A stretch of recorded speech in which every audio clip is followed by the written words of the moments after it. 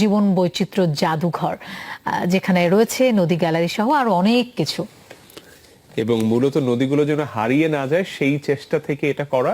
এ ব্যাপারে আমরা আরো বিস্তারিত জানবো। আমাদের সঙ্গে যুক্ত হচ্ছেন সহকর্মী পার্থ সারথী দাস। শুভ সকাল পার্থ। শুভ সকাল।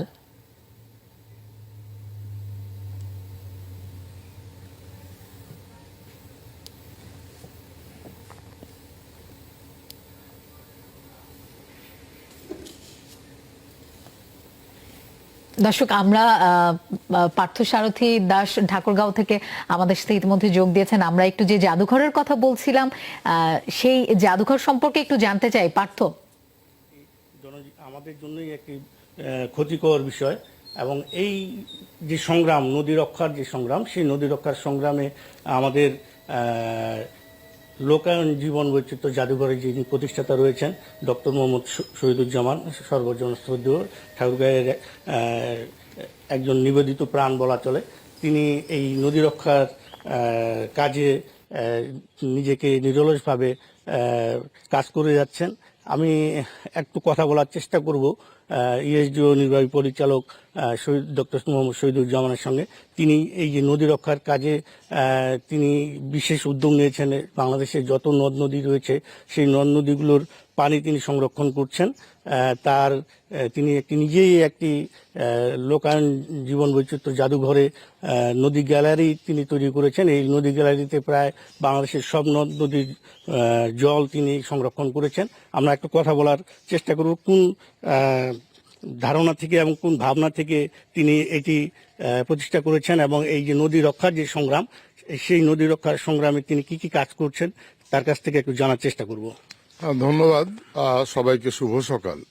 বাংলাদেশকে বলা হয় একটি নদীমাতৃক দেশ, কিন্তু গভীর দুঃখের বিষয় যে দেশে নদীকে কেন্দ্র করে আমাদের জীবন, আমাদের সমস্ত উদ্যোগ, অর্থনীতি পরিচালিত হলেও এক্ষেত্রে আমাদের নজর বরাবরই খুব কম ছিল। আমরা জানি যে মধ্যযুগে এ দেশে 1300 নদীর কথা আমরা নানাভাবে জানতে পারি, যেটি নানা কারণে, প্রাকৃতিক কারণে যেমন জলবায়ু পরিবর্তনের কারণে যেমন, বাংলাদেশে তার চাইতেও অনেক বেশি যে মানব সৃষ্ট কারণে দেশের নদীগুলো একেবারেই ধ্বংস হয়েছে, অনেক নদী বিলুপ্ত হয়েছে।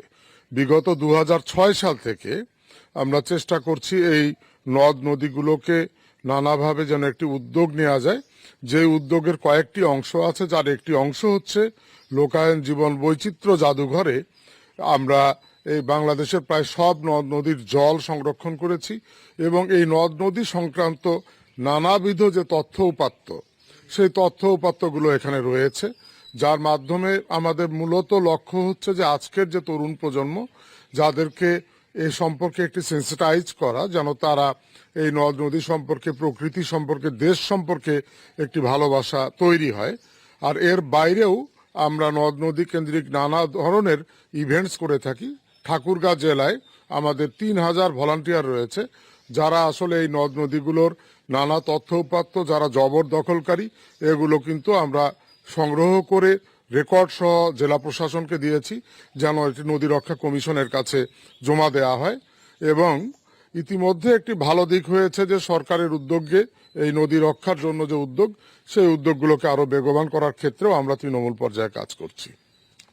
হ্যাঁ, লোপা, শুনলেন যে আসলে নদী রক্ষার যে সংগ্রাম সেটি তিনি চালিয়ে যাচ্ছেন, এবং তিনি যেটি বললেন যে স্থানীয় যে যারা রয়েছেন, তরুণ যারা রয়েছেন তাদেরকে নিয়ে এবং স্থানীয় প্রশাসনকে নিয়ে তিনি এই কাজটি করে যাচ্ছেন, এবং এই উদ্দেশ্যে তিনি তার যে ইএসডিও যে প্রতিষ্ঠানটি রয়েছে সেখানে তিনি এর পানি তিনি সংরক্ষণ করছেন।